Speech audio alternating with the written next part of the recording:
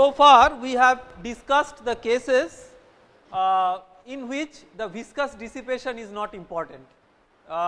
We have discussed forced convection over surfaces, and we have discussed forced convection within a duct or a pipe, but in all those cases we have not considered the viscous dissipation to be important. Now in engineering there are many practical situations when the viscous dissipation is important.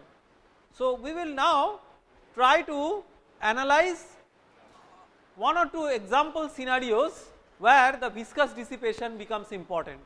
So our agenda now is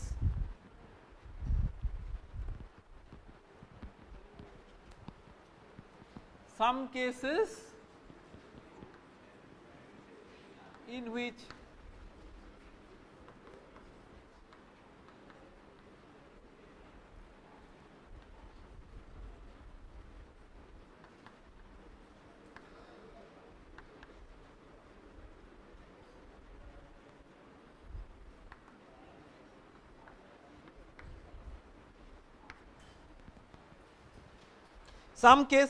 viscous dissipation becomes important. To analyze this scenario, we will consider a model problem. Like for every physical scenario we consider certain representative problems, like for internal flow we consider flow through a parallel plate channel. So here we will consider a model problem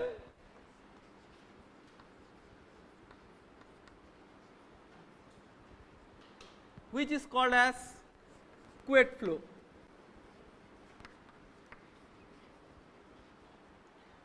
So this kind of fluid flow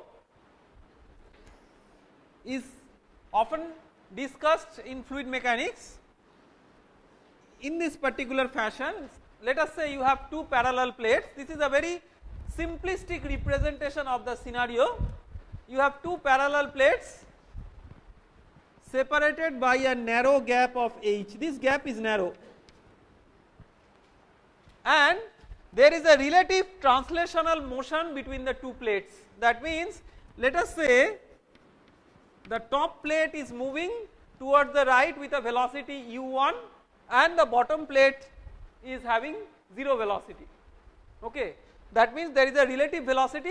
So it does not matter whether this is moving towards the right, left, or whether the bottom plate is moving towards right or left.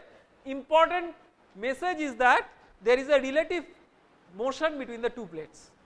So two important things, one is a narrow gap between the two plates, the other is there is a relative motion between the two plates.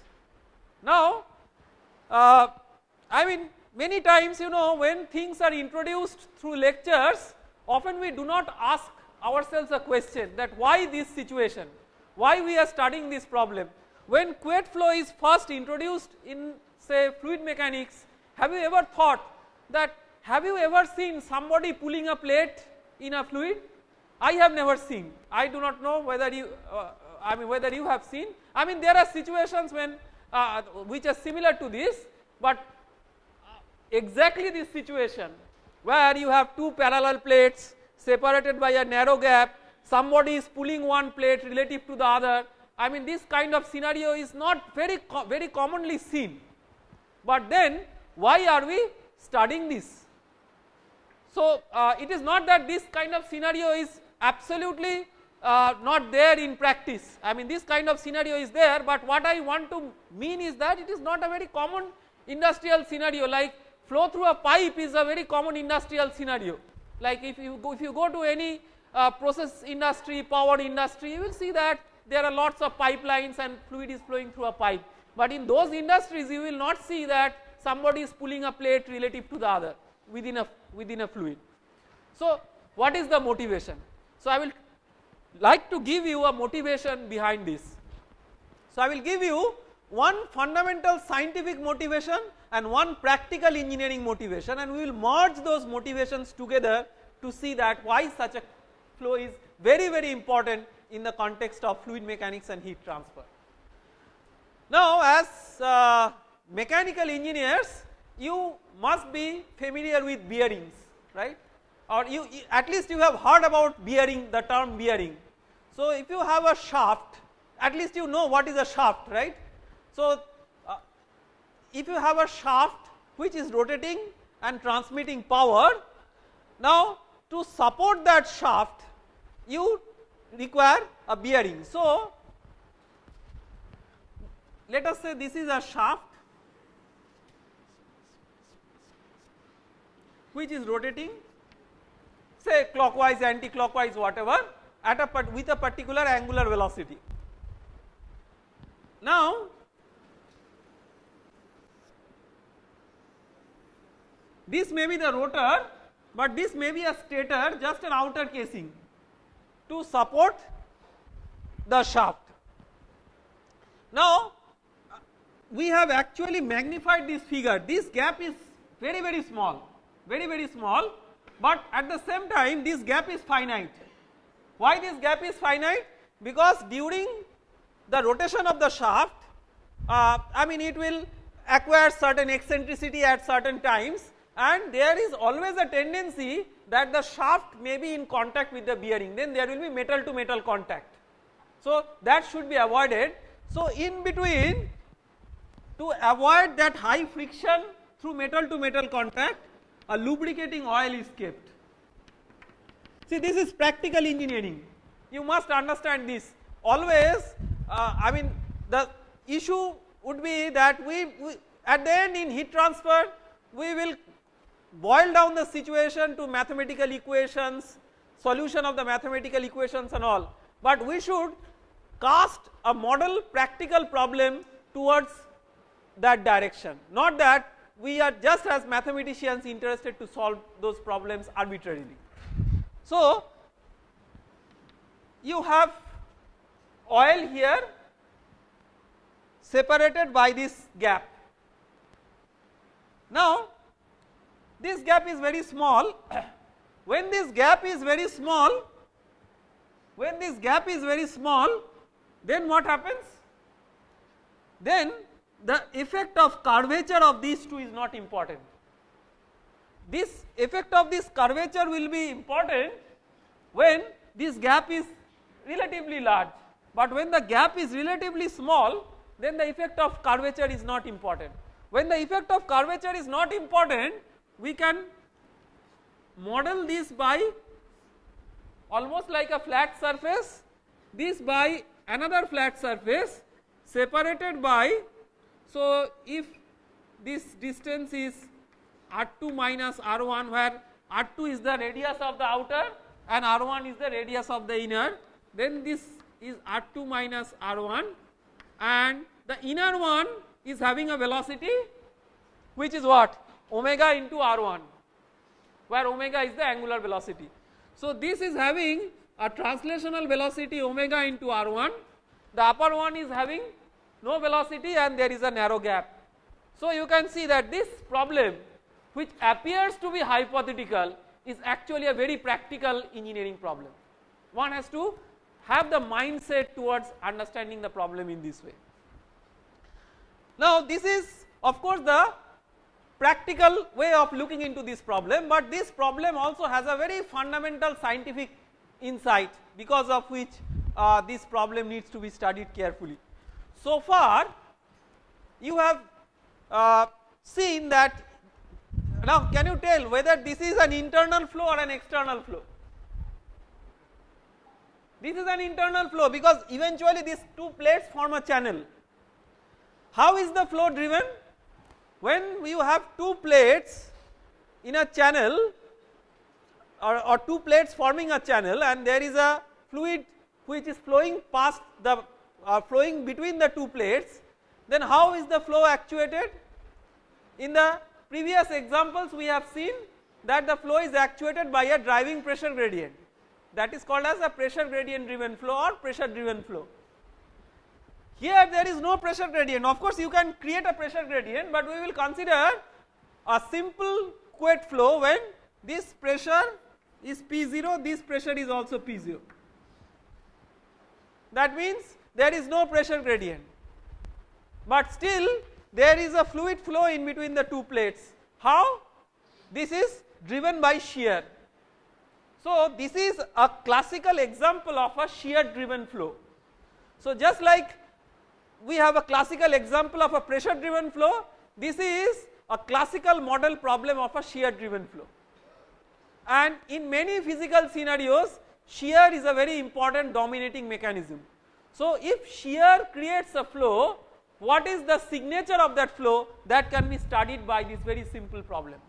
So one fundamental scientific motivation is studying shear driven flow.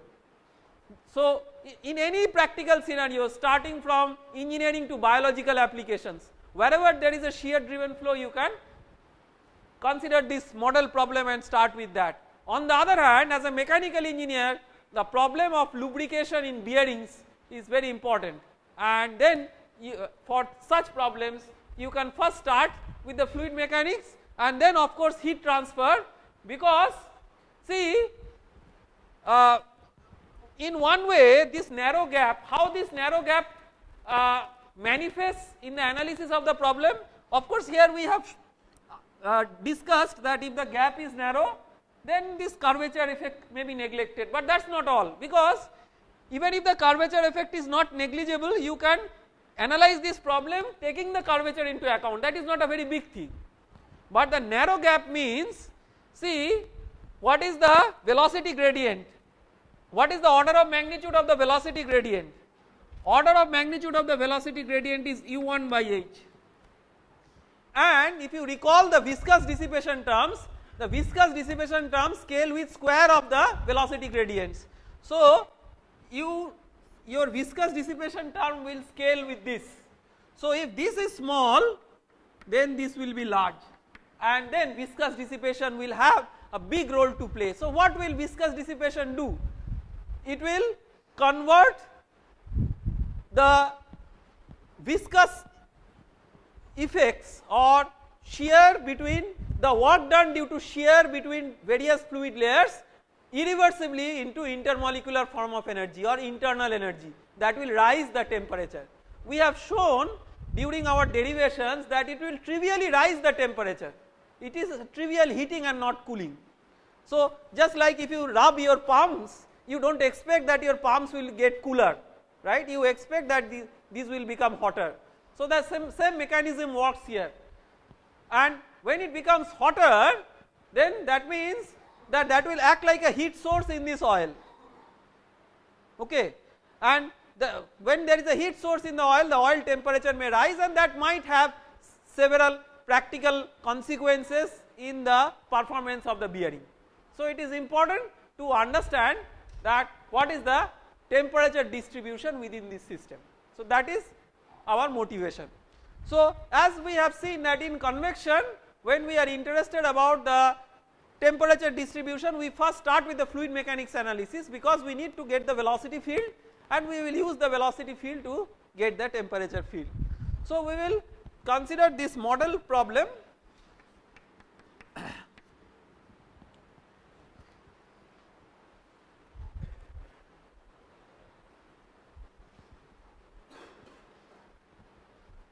We will consider this model problem, and we will set up the coordinate axis.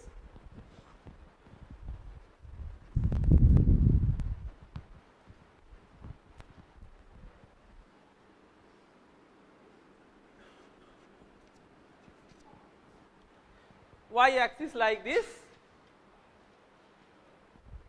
We will assume a fully developed flow so that x dependence is not there. So the momentum equation, so it is just like flow in a parallel plate channel, only thing is that the flow actuation mechanism is different. So what is the governing differential equation? So if you recall, for fully developed flow, del u del x equal to 0, and if there is no penetration at the wall, that is there are no holes at the wall, you have V equal to 0 also. So left hand side u del x plus V del u del y, that term will be 0, and because of steady flow, the unsteady term will also be 0. So total acceleration is 0. So fully developed flow, is a flow where all the forces are balanced, so that there is no net acceleration in the flow. Therefore, you will have 0 is equal to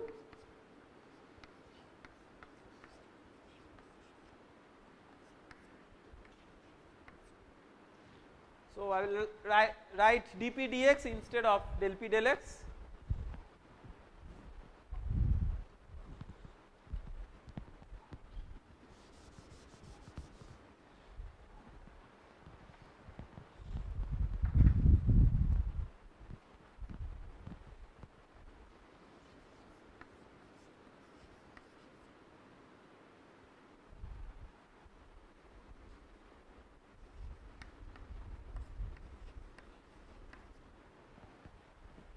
Okay. This is the equation that we had when we were having flow, pressure driven flow through parallel plate channel. Same equation is applicable here. So, why I have written, I have actually jumped one step. I mean, here in the first step you write partial derivative and you write partial derivative because this is a function of y only, and because this is a function of x only, that means each equal to a constant. So, I have jumped all those steps because we have already done that in the previous examples. So, you have dp dx is equal to mu d2u dy2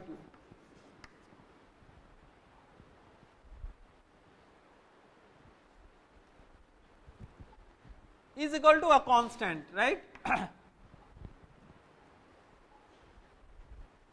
Now, what is dp dx? Because dp dx is a constant, that means pressure versus x is linear, right. So, what is this? This is P at x equal to L minus P at x equal to 0 divided by L, that is dp dx. Because dp dx is a constant, P versus x is linear, so dp dx is delta P by delta x, right. So, what is this? This is P0 and this is also P0.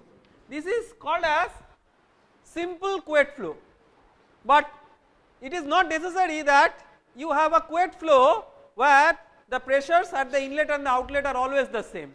If not, it is a combined Poiseuille and Couette flow. Okay. So, then you can solve this problem very easily by noting that this is a linear differential equation, right. So, you can consider it as a superposition of two problems. In problem 1 you have only pressure gradient but no shear driven flow, in problem 2 no pressure gradient and only shear driven flow, and the combination, linear combination of these two is the solution of the problem. But just to get the implication of pure shear driven flow, we are considering that there is no pressure gradient. Okay. So, that means what is the value of C? C is equal to 0.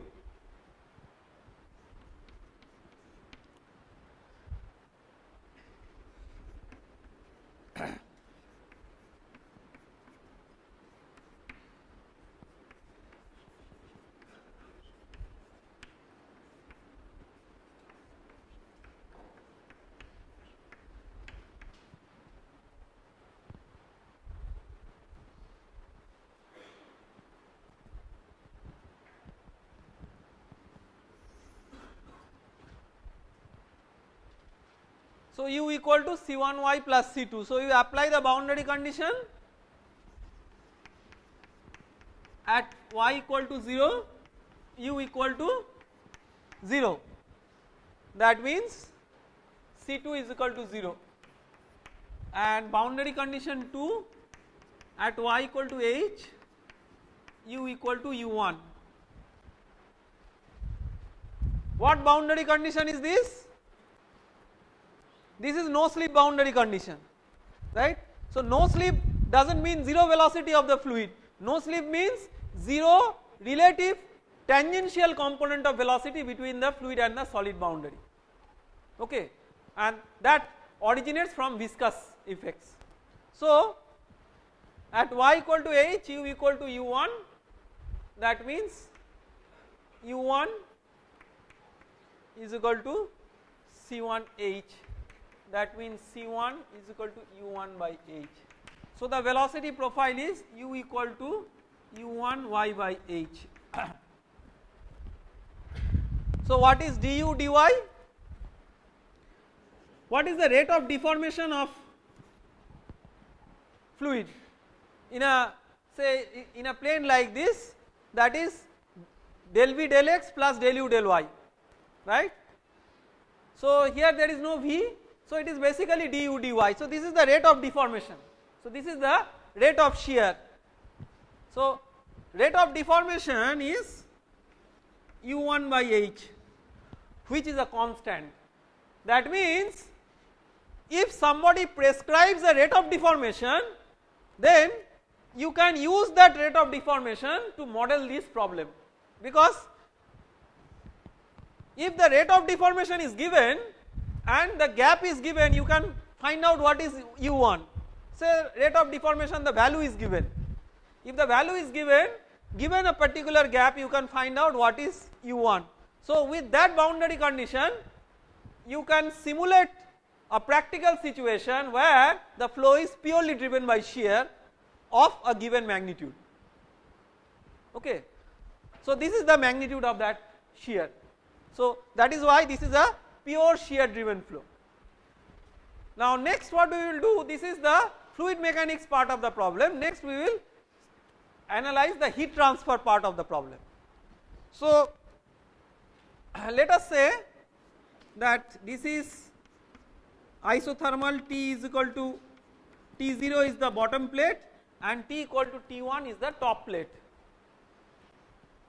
and let us assume that T is a function of y only. Eventually if you have long parallel plates, infinitely long, and two plate top and bottom plates are isothermal, then you will come to a situation where temperature ceases to be a function of x if you have such infinitely long plates. So that is a situation that we are studying. See, all these idealizations are there to simplify the mathematics and bring out the essential physics. So always in mathematical modeling, good physicists, what they do is that, see, the actual practical problem is very complex, but what good physicists try to do is they try to simplify the problem to an extent that the mathematics becomes simple enough to bring out the essential physics, and that physics is utilized for design and other analysis. So that is what we are attempting here.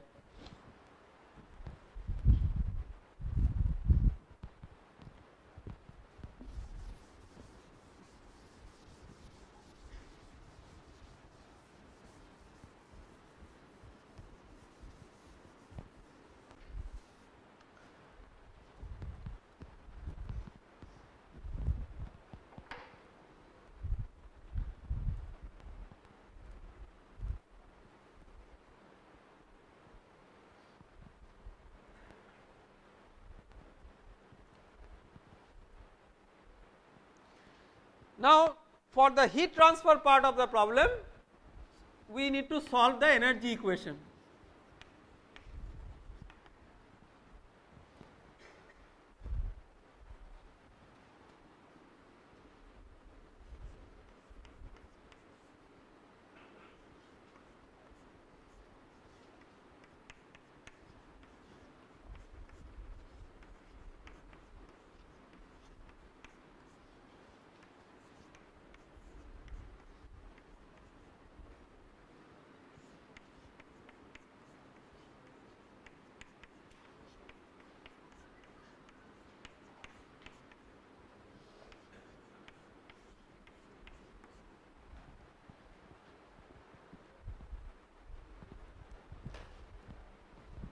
See, we have considered the viscous dissipation term, but we will analyze later on whether this term is at all important or not.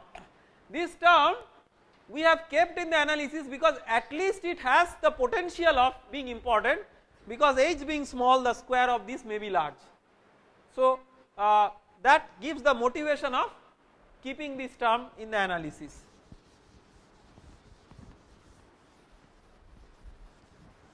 So this phi is the viscous dissipation function, which, let me write the expression of this in the index notation. This we had derived earlier, but let me just write it. So phi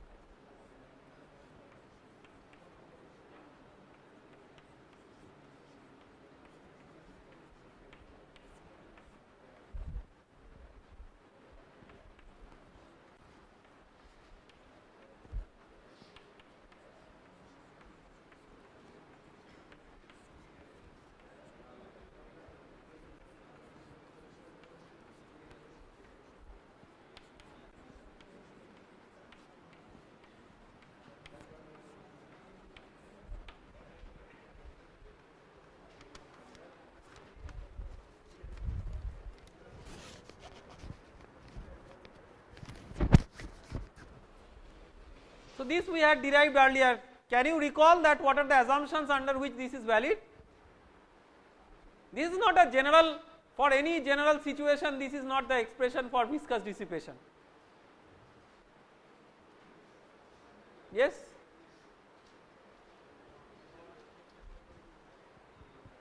For what kind of fluid? Yes? Homogeneous, isotropic, Newtonian and Stokesian fluid, because we had used lambda is equal to minus 2/3 mu in this derivation. So Stokes hypothesis has to be valid. So the usual index notation, U1 means U, U2 means V, U3 means W, X1 means X, X2 means Y, X3 means Z. So now let us see, first of all, U is a function of Y only and there is no other velocity component. So U1 terms with U1 with derivative with respect to X2 will only be there, right. So only del U1 del X2, that term will be there, all other terms will be 0. So this will be, all these terms will be 0. So this will be there. This will be 0, this will be 0, this will be 0, this will be 0, this will be 0. So this becomes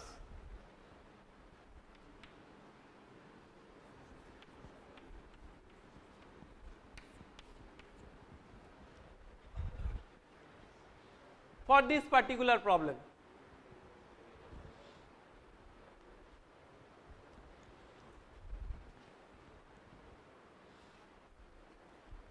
Now let us come to the energy equation. This is 0 because it is steady flow.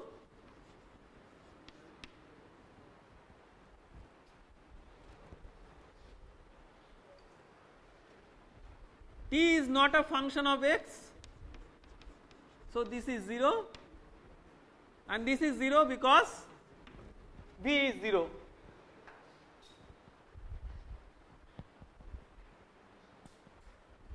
So if there is a hole in the plate, then you will have V dt dy term, right. So not that the left hand side always becomes 0, you have to be careful about the situation and then put that understanding into the mathematical terms. Because T is not a function of x, this is 0, so you are left with k d2t dy2 plus mu phi is equal to 0.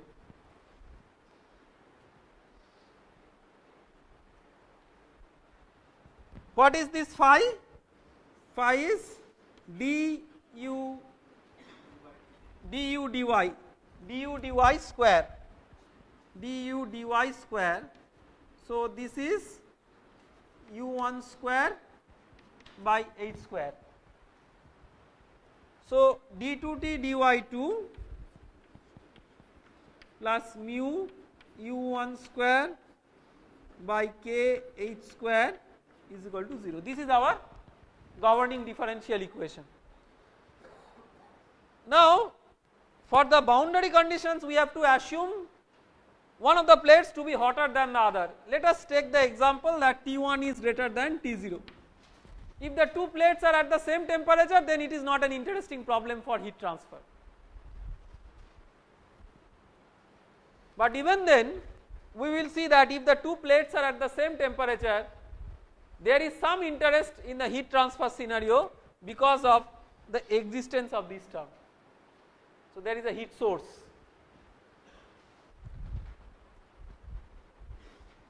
Now let us first complete the solution of this problem.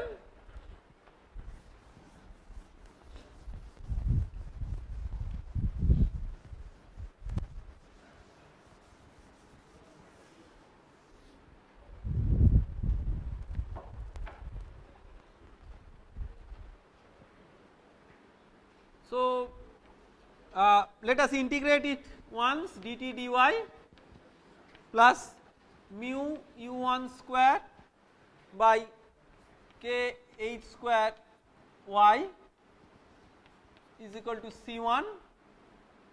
C1 we have used, C1 C2 we have used, so C3, and T plus mu u1 square by k h square y square by 2 is equal to C3 y plus C4. What are the boundary conditions?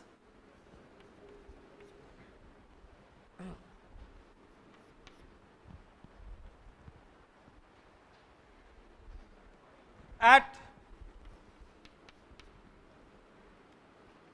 y is equal to 0, t equal to t0, and at y is equal to h, t equal to t1. So the first boundary condition tells that C4 is equal to T0, right? At y equal to 0, T is equal to T0, so C4 is equal to T0. At y equal to h, T equal to T1. So at y equal to h, you have T1 plus mu u1 square by k h square into h square by 2 is equal to C3 h plus C4 is T0. So you have C3 is equal to T1 minus T0 by h plus mu u1 square by 2kh.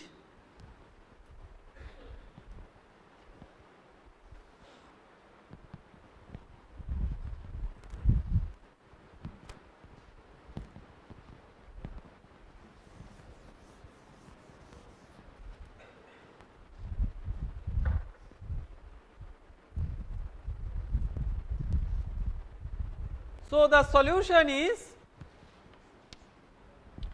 T plus mu u1 square by k h square y square by 2 is equal to C3y plus C4.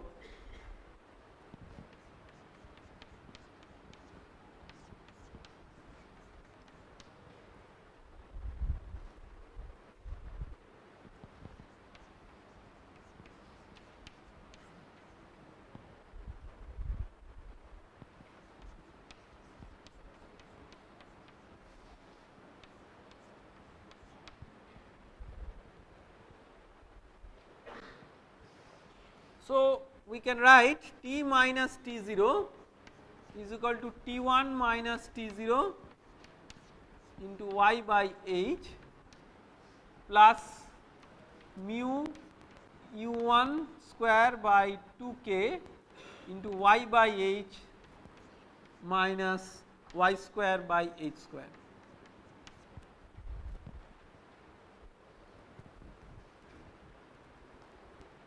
So you can see that the temperature distribution is because of two components. This component is because of what? This is because of heat conduction. You can see this is a linear temperature profile.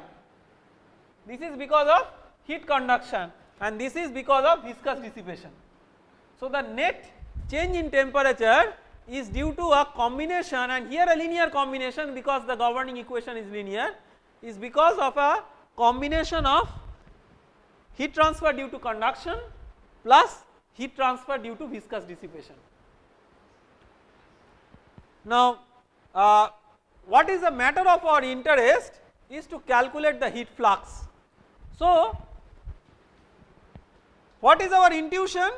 Intuition is that this top plate is at a higher temperature than the bottom plate.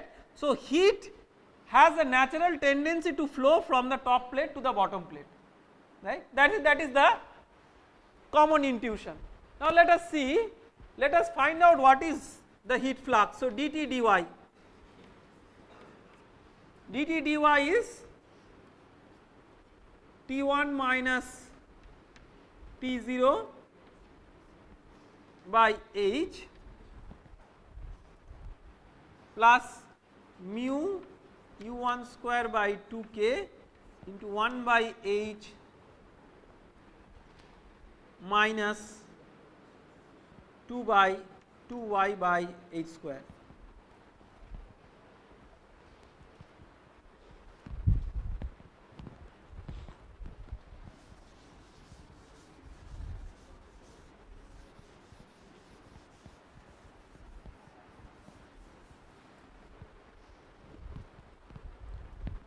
So let us find out what is dt dy at the top wall. So what is dt dy at y equal to h?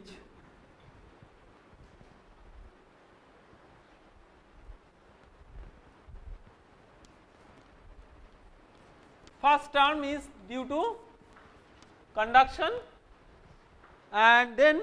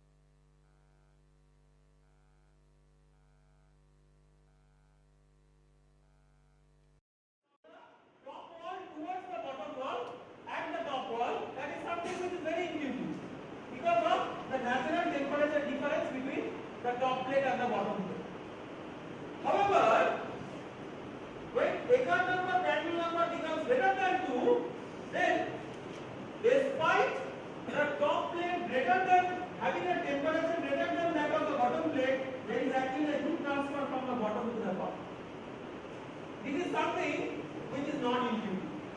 So actually there is no direct heat transfer between the bottom plate to the top plate, because that will violate the second law of thermodynamics. So what is happening is that because of viscous dissipation, locally here the temperature is becoming greater than T1. Viscous dissipation essentially is like a heat source. So as if there is a heater sitting here, that heater is making the local temperature greater than T1. So there is a heat transfer from here to here. But this is something which is not intuitive. The third case is even more interesting, that despite a temperature gradient being created by a natural boundary condition, you have no heat transfer. So why it is happening like that? It is happening like that because this heat transfer, because of the temperature difference created by viscous dissipation, is exactly nullified by the heat transfer because of the heat conduction between these two. So there is zero net heat flux. So that you can also see mathematically. This is the heat transfer. This term is representative of the heat transfer due to conduction. This term is the representative of the heat transfer due to viscous dissipation. And you can see that when they are exactly nullifying each other, the net heat flux is zero. That is what is being physically conveyed. So the very important message is that the Eckert number into Prandtl number is not just the Eckert number, but the Eckert number into Prandtl number that decides the strength of viscous dissipation in heat transfer. And based on its value, one can have interesting apparent inversions of the direction of heat flux. It's not actually violating any law of thermodynamics. What is happening is there is local rise in temperature because of viscosity, and that creates a temperature gradient to drive the heat flux. So this kind of analysis may be very important for analyzing heat transfer in bearings. So one can understand the temperature distribution, the heat flux, and so on in bearings, and why temperature in bearing is temperature in the gap between the shaft and the outer casing is important. It is important because the entire functionality of the oil, which is say a lube oil, it depends strongly on the viscosity of the oil, and the viscosity of the oil is a strong function of temperature. So here for simplicity we have assumed that mu is a constant, but in practice mu is not a constant, and viscosity of the oil, if you vary the temperature of the oil, it can vary dramatically, and that may dramatically alter the performance of the bearing. So in the practical engineering scenario also, this appears to be very important. So to summarize our discussion so far, in convection we started with the derivation of the energy equation. Of course, before that we had a preliminary discussion on fluid mechanics, and then we had derivation of energy equation, and we analyzed cases of flow over a flat plate for different Prandtl numbers, and internal flow, that is flow through parallel plate, channel and circular pipe, for different boundary conditions like constant wall temperature, constant wall heat flux. And we also have considered examples where viscous dissipation is important, as we have discussed today. So we will be having some tutorial problems for this portion of the series of lectures that we had, and these problems are going to be uploaded, and this will be discussed extensively in the tutorial session. But as I told you, that the kinds of problems that you will face from this part of the discussion is not dramatically different from the derivations that we have done. These derivations are all actually problems. So in some cases boundary condition may be changed, in some cases one additional term may come, in some cases velocity profile may change. These kind of minor readjustments will be there, but the so-called algorithm of solving these problems is exactly what we have discussed in the class for this portion. So we will stop this lecture now.